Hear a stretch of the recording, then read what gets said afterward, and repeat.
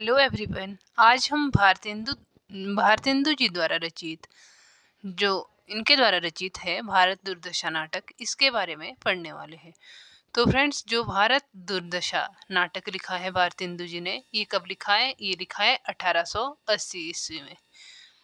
इस नाटक को जो है उन्होंने प्रतीकात्मक शैली के द्वारा भारत की तत्कालीन व राजनीतिक सामाजिक दुर्दशा का इस नाटक में उन्होंने इसका चित्रण किया है। ठीक है, जो ये भारत दुर्दशा नाटक है, यह नाटक किस पर आधारित है? यह है राजनीतिक विषय वस्तु पर। इसमें जो है भारतेंदु हरिश्चंद्र जी ने ब्रिटिश राज की निर्ममता का चित्रण किया है, और दूसरी ओर क्या किया है, जो भारतीयों के आलस्य, निर्धनता, अशिक्षा जैसी प्रवृत्तियों का भी इन्होंने उल्लेख किया है। किस नाटक में किया है? जो कि ये भारत दुर्दशा नाटक लिखा है। कब लिखा था? 1880 ईस्वी में। ये कैसा नाटक है? ये दुखांत नाटक है। और इसका नायक कौन है? इसका नायक है भारत। ये भारत दुर्दशा नाटक रासक या लास्य रूपक है। ठीक है, अब देखो, भारत दुर्दशा नाटक कितने अंकों में विभक्त है? ये है 6 अंकों में। कैसा नाटक है? ये है दुखांत नाट्य रासक। इस नाटक में प्रतीकात्मक शैली के द्वारा भारत की तत्कालीन राजनीतिक और सामाजिक दुर्दशा का चित्रण किया है भारतेंदु हरिश्चंद्र जी ने। इसमें वर्तमान दुर्दशा का यथार्थ चित्रण किया है, जो ये नाटक है भारत दुर्दशा। ठीक है, यह नाटक राजनीतिक विषय वस्तु पर आधारित है, और इसमें एक और ब्रिटिश शासन का वर्णन किया है इन्होंने, तथा दूसरी ओर भारतीयों के आलस्य, निर्धनता और अशिक्षा जैसी प्रवृत्तियों का भी उल्लेख किया है भारतेंदु हरिश्चंद्र जी ने। भारतेंदु जी ने लोगों के निराशवादी, लक्ष्यहीन और पतनोन्मुखी सोच को भारत दुर्दशा का कारण माना है। किसका कारण माना है? किसको माना है इन्होंने माना है निराशवादी और लक्ष्यहीन, पतनोन्मुखी सोच को। ठीक है, किसका कारण माना है? भारत दुर्दशा का कारण। ठीक है, जो समाज में आर्थिक और धार्मिक संरचना समाज की नींव को कैसा कर रही है? खोखला कर रही है। ये कौन कहते हैं? भारतेंदु हरिश्चंद्र जी। जो नाटक है ये भारत दुर्दशा, इसका नायक कौन है? इसका नायक है भारत। और यह नाटक लास्य रूपक है, भारत दुर्दशा नाटक। अब देखो, जो भारतेंदु हरिश्चंद्र जी ने ये नाटक लिखा है भारत दुर्दशा नाटक, ये कैसा नाटक है? ये है दुखांत नाट्य रासक। कितने अंकों में विभक्त है? ये है 6 अंकों में। ठीक है, और इसका प्रकाशन कब हुआ था? 1880 ईस्वी में। अब देखो, नाटक के स्थान का वर्णन। अब देखो, जो इसमें स्थान का वर्णन किया है, प्रथम अंक में किस स्थान का वर्णन किया है? ये किया है वीथिका। ठीक है, जहाँ पर जो है एक योगी लावनी गाता है। कौन सी लावनी गाता है? ये है रो अहू हप मिली के आहू भारत भाई हाँ हाँ भारत दुर्दशा ना देखी जाए। कौन गाता है? एक योगी गाता है। क्या गा रहा है ये गा रहा है लावनी। ठीक है, अब देखो, दूसरे अंक में क्या है? शमशान का वर्णन किया गया है, और इस अंक की शुरुआत कहाँ से होती है? शमशान से। ठीक है, जहाँ पर टूटे फूटे मंदिर है, और जहाँ कोए कुत्ता सयार घूम रहे हैं, और हड्डियाँ इधर उधर पड़ी हुई है। किसमें है ये? दूसरे अंक में।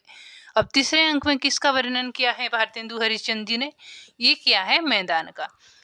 तीसरे अंक की शुरुआत कहाँ से होती है? मैदान से, जहाँ से फौज के डेरे दिखाई देते हैं। किसमें? तीसरे अंक में। ठीक है, तीसरे अंक में किसका वर्णन किया है? मैदान का, और जहाँ पर क्या है? फौज के डेरे दिखाई पड़ते हैं। उसके बाद क्या होता है? भारत दुर्देव का आगमन होता है। और जो कैसा है? भारत दुर्देव कौन है? ये है अंग्रेज, और जो क्रूर आधा क्रिस्तानी है, आधा मुसलमानी वेश तथा हाथ में नंगी तलवार लिए हुआ है। ये अंग्रेज की बात कर रहे हैं। जो चौथा अंक है, चौथे अंक की शुरुआत कहाँ से होती है? कमरे से। कमरा कैसा है? अंग्रेजी रूप से सजा है, और मेज पर कुर्सी लगी हुई है, और कुर्सी पर कौन बैठा है? ये बैठा है भारत दुर्देव कौन है? ये एक अंग्रेज है। ठीक है, तभी ब्रिटिश है, तभी रो का प्रवेश होता है। ठीक है, भारत दुर्देव रो को क्या करता है? ये आज्ञा देता है कि भारत को चारों ओर से घेर लो, और इसमें ही आलस्य का भी प्रवेश होता है, और इसमें आंधी का भी प्रवेश होता है चौथे अंक में। ठीक है, अब पढ़ते हैं हम इसमें कितने अंक है? 6 अंक है। अब पढ़ते हैं हम 5वां अंक। 5वें अंक में किसका वर्णन किया गया है?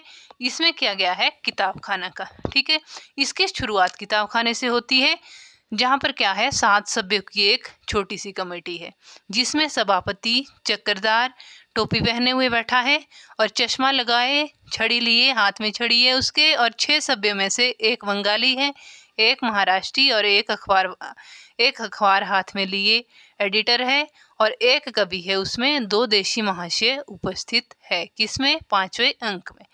ठीक है, अब देखो इस अंक में सरकार का पक्षधर पुलिस की वर्दी पहने डिसलॉयलिटी का भी प्रवेश होता है। किसमें? जो ये 5वां अंक है। जितने भी महत्वपूर्ण तथ्य रहते हैं वो मैंने सारे इसमें कवर किए हैं। अब देखो अब है छठा अंक। छठे अंक की शुरुआत कहाँ से होती है? गंभीर वन का मंदे भाग से होती है। ठीक है, जहाँ पर क्या है, जहाँ भारत का एक वृक्ष के नीचे कौन अचेत पड़ा है? कौन पड़ा है? भारत। ठीक है, और भारत भाग्य का प्रवेश होता है। अब देखो इस नाटक के पात्र कौन कौन से हैं?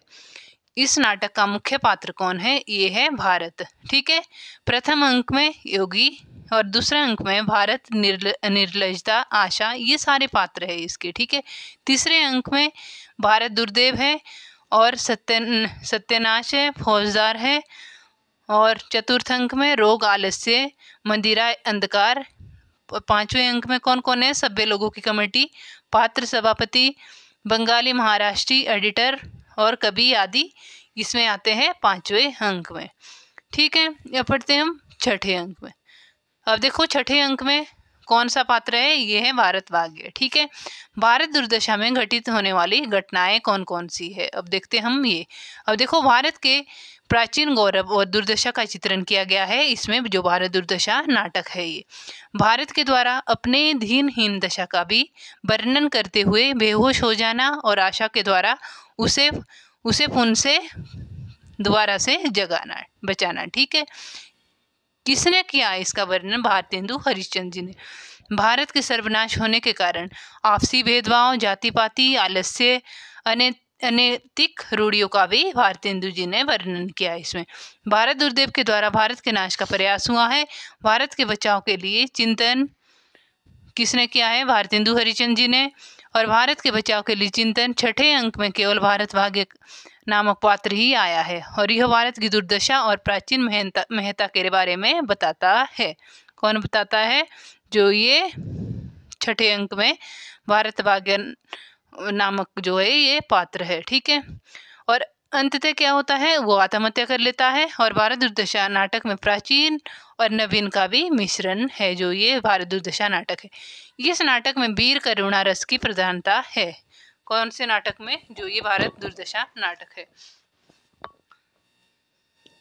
अब इसका हम थोड़ा कथानक देखते हैं। जैसे इस नाटक में भारत क्या है? मुख्य पात्र है, और ये प्रतीकात्मक नाटक जो भारतेंदु ने लिखा है, इसमें भारत की दुर्दशा के सभी पक्षों को उन्होंने काल्पनिक प्रतीकों के माध्यम से इन्होंने स्पष्ट किया है। ठीक है, जो भारतेंदु हरिश्चंद्र जी है वो कहते हैं कि दीन बना मैं इधर उधर डोलता रहता हूँ, दीवारों में अपना माथा टकराता है, जैसे जैसे दिन बीतते जाते हैं मेरी विपदा भी बढ़ती जाती है।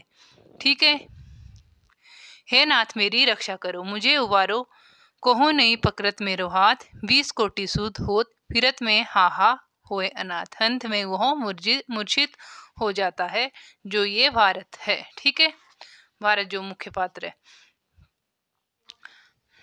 अब देखो जो ये नाटक लिखा है भारतेंदु हरिश्चंद्र जी ने, ये क्यों लिखा है? इसका उद्देश्य क्या था?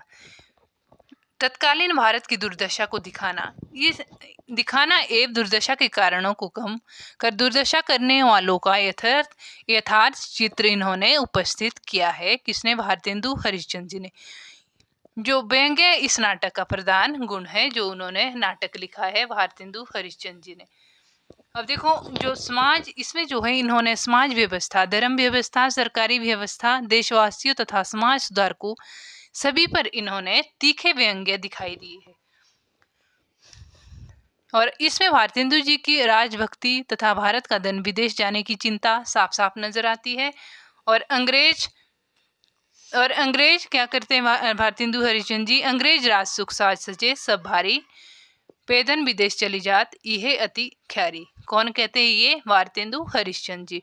तो दोस्तों आज हमने भारतेंदु हरिश्चंद्र जी द्वारा रचित भारत दुर्दशा नाटक के बारे में पढ़ा है। अब देखो जो जितना भी इसमें महत्वपूर्ण तथ्य रहते हैं एग्जाम पॉइंट ऑफ व्यू से, वो मैंने आपको कवर करवा दिया है। ठीक है, तो आज हम यहीं पर इस वीडियो को समाप्त करते हैं। हम मिलते हैं नेक्स्ट वीडियो के साथ, नेक्स्ट नाटक के साथ। ठीक है, धन्यवाद।